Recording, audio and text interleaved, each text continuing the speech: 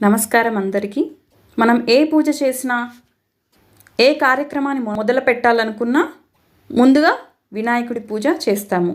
So నేను వినాయకుడి పాటతో ప్రారంభిస్తున్నాను. వందనాలు అందుకో విఘ్ననాయక,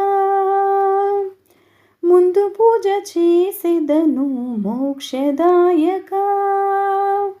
వందనాలు అందుకో విఘ్ననాయక, ముందు పూజ చేసేదను మోక్షదాయక. నిలిపెదను మది నిండా లంబోదరా, నిలిపెదను మది నిండా లంబోదరా.